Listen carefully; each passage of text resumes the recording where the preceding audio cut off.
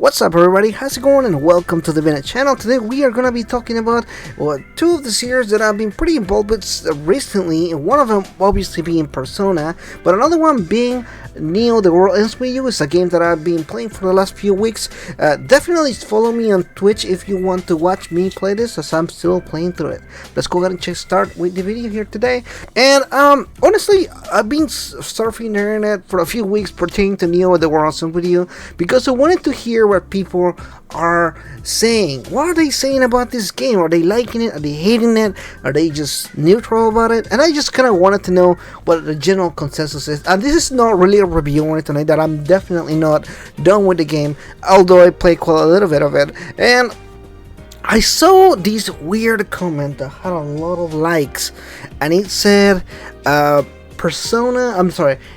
The World Ends With You is the new Persona 5. And I was like, or it outdid Persona 5 in some kind of way, and I'm like, that's an interesting take, because honestly, although there was this, I don't know if it was a meme or if it was a real thing, where people were claiming the Neo The World Ends With You was ripping off Persona 5, although it's definitely not true, because it's set up in Shibuya, and Shibuya is a real city in Japan, in Tokyo, and I'm just kind of like, well, no, not really. But anyway, back to this thing. I don't really know that the connection, why there's so many people that are really adamant about they always like to pit Persona 5 with something.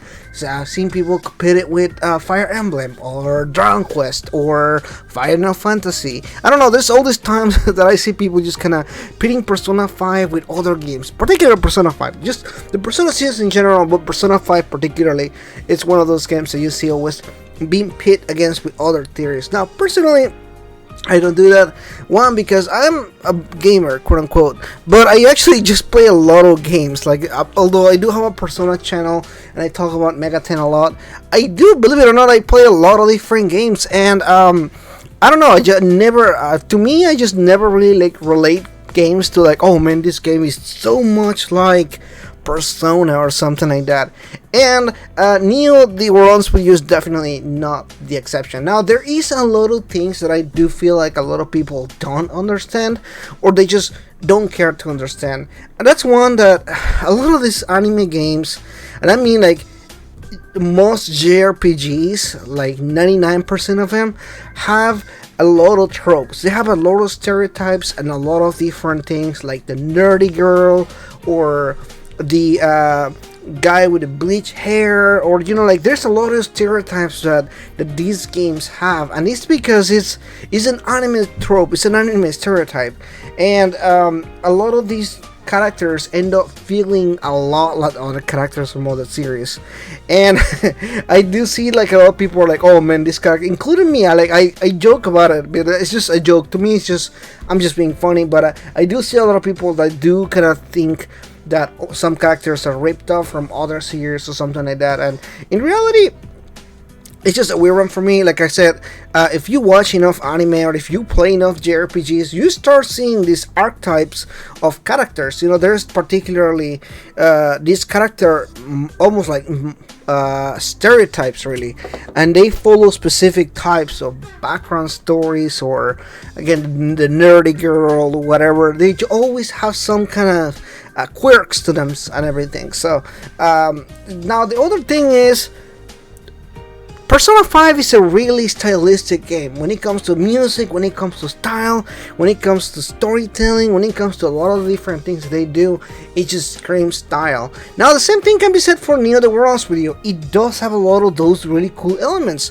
They do have a lot of different types of music, like rap and rock and heavy metal and pop. It does use music in a really interesting and smart way. It does switches between tracks pretty often, and it keeps feeling fresh every time that you play it. Whenever you look at the visuals, when it is chatting or whether it's just talking or something like that, it does feel very unique, and it does have some interesting stuff. And I wouldn't say it's necessarily ripping off Persona 5, or it's definitely not the new Persona 5. The World Ends With You is definitely just the sequel to The World Ends With You. Like, if you play The World Ends With You back on the DS or the one on the Switch, It's just basically that, but better. You know, everything that the World Ends With You had, it's basically here, but better. Like I'm actually pretty happy with the game so far, although I don't necessarily think it's this masterpiece a lot of people are saying.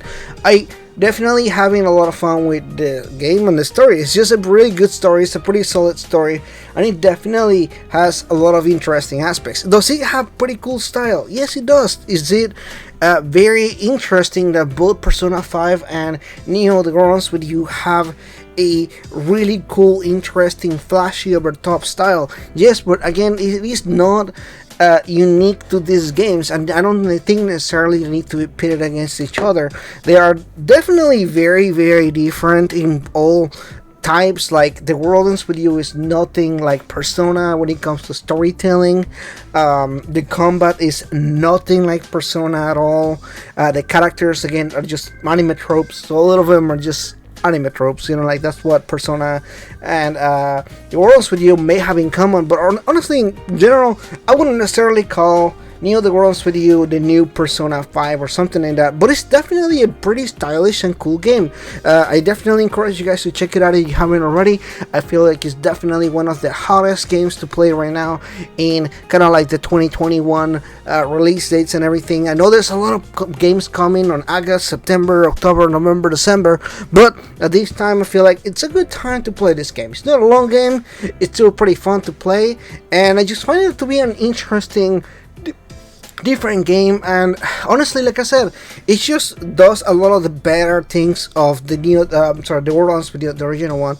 It definitely does things from that game that I liked. Anyway, thank you so much for watching this, guys. Just a different kind of video. I didn't want to do this because, like I said, I've been seeing some comments about this, and I just don't see the relation. Other than being stylish, I don't see why they need to be put against each other or anything like that. Again, they're very different kind of games, guys. Anyway, thank you so much for watching this, guys. I'll see you guys in the next video. Bye bye.